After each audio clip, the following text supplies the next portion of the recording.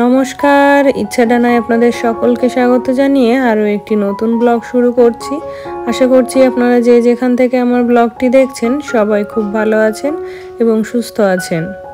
তো এখন ঘড়িতে বাজছে ওই 5:30 মতো, আর এই তো আজকে বাইরেটা আমি ঝাড় দিচ্ছি, কারণ বাবা মা ওনারা গ্রামের বাড়ি চলে গেছেন। তো আমরাও যাব, আমাদের একটু দেরি হলো আর কি যেতে। তো হাজব্যান্ড আজকে অফিস যাবে, অফিস থেকে ফেরার পরেই আর কি আমরা যাব। তো আমি এই যে বাসি ঘর উঠোন ঝাড় দিয়ে হাজব্যান্ডকে খাবার করে দিয়েছিলাম। তো ও বেরিয়ে গেছে, তারপরে এই যে স্নান করে চলে এলাম, পুজোটা সেরে নেব। যেহেতু আজকে একটা জায়গায় যাওয়ার আছে, অনেক কিছু গোছগাছ বাকি আছে। আর আপনারা তো সবাই জানেন বাড়ি ফাঁকা করে যেতে হলে কত কিছু গুছিয়ে যেতে হয়, খাবার দাবার থেকে শুরু করে জামা কাপড়, জানলা দরজা সমস্ত কিছু ঠিকঠাক করে রেখে তারপরে যেতে হয়। তো সেই জন্যই আর কি আগে স্নানটা করে নিলাম, তারপরে টুকটুক করে সমস্ত কাজকর্মগুলো করে নেব। তো এই যে পুজোটা এখানে কমপ্লিট হয়ে গেছে, তো এবার যাব রান্নাঘরে। তো সুস্মিতা চৌধুরী নামে এক দিদিভাই বাংলাদেশ থেকে আমাকে কমেন্ট করেছে যে টাওয়াল দিয়ে আমি কিভাবে চুলটা বাঁধি আর কি বিভিন্ন রকমভাবে। তো এই যে একটা প্রসেসে বাঁধছি, তো টাওয়ালটার একটা সাইড বড় নিয়েছি আর একটা সাইড ছোট নিয়েছি। তো ছোটটা এই যে এটাকে চেপে ধরে রেখে বড়টা দিয়ে এবার পুরো চুলটাকে মুড়ে নেব। তো এইভাবে করে আর কি একটা খোপা করে নেব। তো এতে করে এইভাবে করলে একদম চুলটা খুব শুকিয়ে যায়, পরে আর কিন্তু হেয়ার ড্রায়ারের প্রয়োজন হয় না। আর আমি সব সময়, আমার যেহেতু বড় চুল, তাই আমি কিন্তু গামছার বদলে টাওয়ালটা ইউজ করি। এতে করে জলটা বেশি করে অ্যাবজর্ব করে নেয়। আর যখন আমি গামছা ইউজ করতাম তখন কিন্তু একটা গামছাতে আমার চুলটা ভালো করে মোছা হতো না। তো ওই গেল একটা পদ্ধতি। আর এই যে আর একটা পদ্ধতি, তো এটা হলো চুলটাকে দুটো ভাগে ভাগ করে নিয়ে এই যে টাওয়ালটা দিয়ে এবার দুই পাশের চুলটা টাওয়ালের দুই মাথা দিয়ে মুড়ে নেব।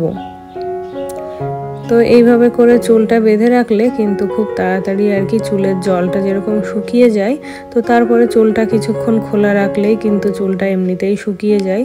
আর অনেক সময় কি হয়, চুলটা যদি ভালো করে না মোছা হয় তাহলে কিন্তু চুল থেকে মানে অনবরত জল পড়তে থাকে, তারপরে আর কি জামা কাপড়টাও ভিজে যায়। তো এই যে এইভাবে করে আমি এটাকে এখানে আটকে দিলাম। তো এইভাবে করেই আমি কিন্তু চুলটা রেখে তারপরে কাজকর্ম করি।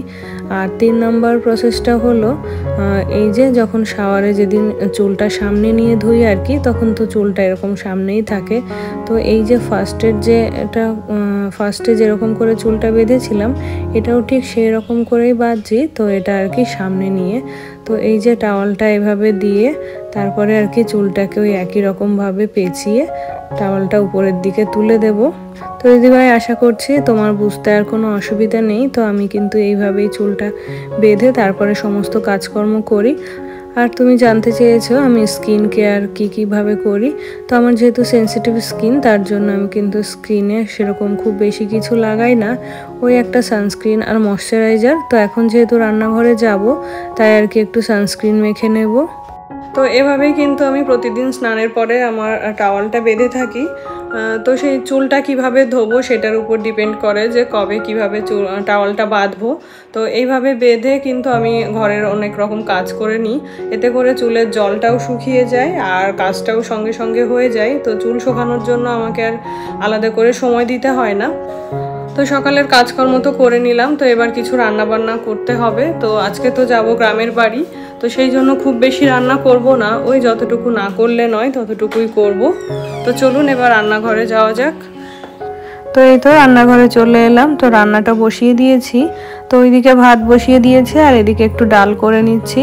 তো আজকে ডালটার টক দিয়ে বা অন্যরকমভাবে করব না, আজকে ডালের একটা অন্যরকম রেসিপি করছি। তো এটাকে আমাদের এই বাড়িতে বলে থাকে ডাল চচ্চড়ি।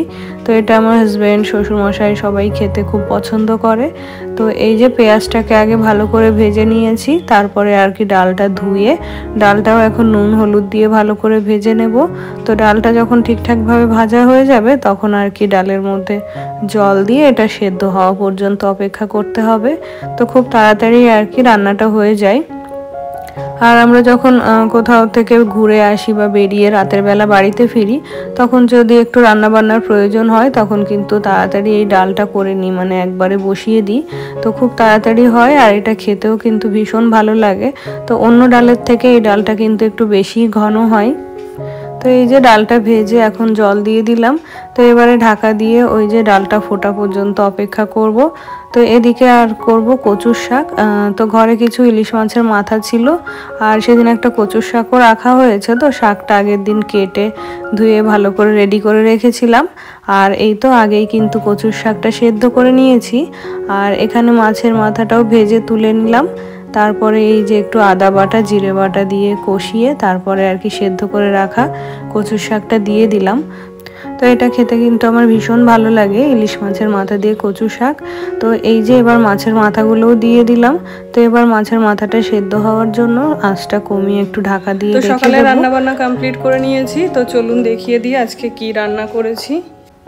তো এখানে করেছি মিষ্টি আলু বাটা, মানে রাঙা আলু সেদ্ধ করে বাটা, আর এখানে কচুর শাক, আর এখানে করেছি ওই যে ডালের চচ্চড়িটা।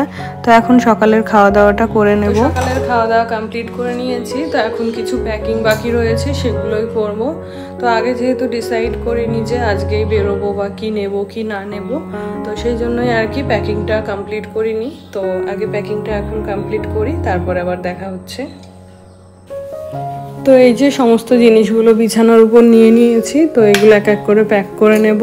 তো হাজব্যান্ডেরগুলো আলাদা নেব আর আমারটা আর বাবারটা একটা ব্যাগে নেব। তো কোথাও যাওয়ার হলে প্যাকিংটা কিন্তু ভীষণ ইম্পর্টেন্ট। তো যেহেতু 4-5 দিনের জন্য যাচ্ছি, আরও যেহেতু আমাদের বাড়িতে পুজো একটা অনুষ্ঠান রয়েছে, তো সেই জন্য আর কি জামা কাপড় ঠিকঠাকভাবে নিতে হবে যাতে ওখানে গিয়ে কোনো কিছুর অসুবিধা না হয়। আর বাবাই তো যাচ্ছে, ও পুজোটা যেমন তেমন ওখানে ওর অনেক দাদা ভাই ওরা আছে। তো ওদের সাথে সারা দিন মানে খেলাধুলা করে, তো ওর অনেক জামা কাপড়ের প্রয়োজন হয়। সারা দিনই খেলে আর ঘামতে থাকে। তো একটু পরে পরে ওকে কিন্তু জামা কাপড় চেঞ্জ করিয়ে দিতে হয়। তো বাবার জন্য এই যে বেশ কয়েকটা জামা কাপড় নিয়ে নিলাম। কিছু নতুন আছে, কিছু পুরনোও আছে। আর রাতে ঘুমানোর জন্য যেহেতু ওকে ভারী কিছু পরিয়ে ঘুম পাড়ায় না, হালকা কিছু পরিয়ে দিই। তো সেই জন্য হালকা জামাও কিছু নিয়ে নিয়েছি। আর এখানে আমি যেহেতু ওখানে গিয়ে শাড়ি পরতে হবে, তাই এখানে কিছু শাড়ি নিয়ে নিলাম। তো এই যে দুটো শাড়ি, এই দুটো শাড়ি কিন্তু আমি নতুন নিয়েছি। তো এগুলো এই যে কালকেই রেডি হয়েছে, হাজব্যান্ড এগুলো দোকান থেকে এনে দিয়েছে। আর এই শাড়িটা তো আমার আগেই আপনারা অনেকেই দেখে থাকবেন। তো এই শাড়িটাও নিয়ে নিলাম। তো আরও একটা শাড়ি নেব। তো টোটাল 4টে শাড়ি নিলাম আর কিছু নাইটি নেব। আর প্রত্যেকটা শাড়ির মধ্যে আর কি শাড়ির যে ব্লাউজ পেটিকোট সেগুলো আমি একসাথে করে রাখি, এতে করে কিন্তু খুঁজে পেতে খুব সুবিধা হয়। আর এখানে এই যে কিছু নাইটি নিয়ে নিলাম, নাইটিগুলো প্রয়োজন হবে। তো এই যে আমাদের ব্যাগটা কমপ্লিট হয়ে গেছে, এবার হাজব্যান্ডেরটা গুছিয়ে দেব। আর এটার মধ্যে আমি কিছু জুয়েলারি নিয়ে নিয়েছি, গোল্ড জুয়েলারি। তো ওখানে গিয়ে যেহেতু পুজো বাড়ি, তো একটুখানি তো জুয়েলারি পরতেই হবে। তো ওই যে আমার লং যে সেটটা ওটা নিয়েছি, আর মানতাসা চূড় আর টুকটাক কিছু কানের দুল নিয়েছি। তো এটা গোছানো কমপ্লিট, এবার হাজব্যান্ডের জন্য গুছিয়ে দেব। তো আমাদেরই বেশি কিছু রয়েছে, হাজব্যান্ডের তো খুব বেশি প্রয়োজন হয় না। তো ওর এই যে দুটো বারমুডা ট্রাউজার আর টি শার্ট, তো এগুলো আপাতত আমি গুছিয়ে দিচ্ছি। এরপরে আর যে কিছু মানে যেগুলো প্রয়োজন হবে সেগুলো ও বাড়িতে এসে গুছিয়ে নেবে। তারপরে এই তো গেল জামা কাপড়ের ব্যাপারটা। তারপরে রয়েছে কসমেটিক্স। তো বাবায়ের একটু ময়শ্চারাইজার লাগে, ওর সাবান শ্যাম্পু আলাদা, আমার সাবান শ্যাম্পু সব আলাদা। তো সব কিছু আলাদা আলাদা করে নিয়ে নেব। আর এখানে এই যে আমাদের গাড়ির যে কাগজপত্রগুলো হয়, ডকুমেন্টসগুলো, তার ব্যাগ আর গাড়ির চাবি। তো আমরা যেহেতু দেরি করে যাচ্ছি, তাই কিন্তু শ্বশুরমশাই গাড়িটা আমাদেরকে দিয়ে গেছেন, আর ওনারা কিন্তু একটা ভাড়া গাড়ি করে গেছেন। তো এই যে আজকে আবার আমার দেওর আসবে, তো ও ডিউটি করে আসছে, ওরও আসতে রাত হবে, তো আমাদের সঙ্গেই যাবে।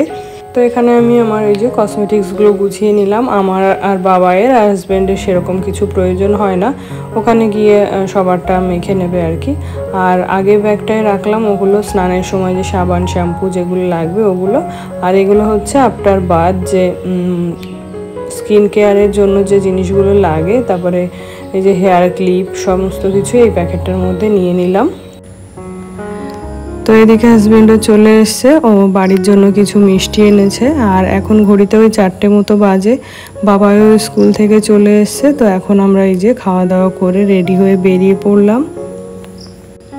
তারপরে যে 1 ঘন্টা মতো পরে আমাদের বাড়িতে পৌঁছে গেলাম। এটা হলো আমাদের বাড়িতে ঢোকার রাস্তা। আর এই যে বাড়িতে পৌঁছে গেছি, সবাই এখানে আমাদের জন্য ওয়েট করছিল। আর এই তো আমাদের প্রতিমাও চলে এসছে। আর এখানে পুজোর জন্য কিছু নাড়ু বানানো হচ্ছে। এটা হলো নারকোল নাড়ু আর এটা হচ্ছে তিলের নাড়ু। তো আমরা 6টার মধ্যেই বাড়িতে পৌঁছে গেছিলাম। তো এখন রাতের খাওয়া দাওয়া কমপ্লিট করে নিলাম। তো এখন এই যে ঘুমোতে হবে। এখন ঘড়িতে বাজছে ওই 11:15 মতো। তো বিছানাটা রেডি করে তারপরে আর কি ঘুমোবো, আবার সকালে ওঠার ব্যাপার রয়েছে। তো বন্ধুরা, আজকের ভিডিও তবে এখানেই শেষ করছি। দেখা হবে আর একটি নতুন ভিডিওর সাথে। সবাই ভালো থাকবেন, সুস্থ থাকবেন। ধন্যবাদ।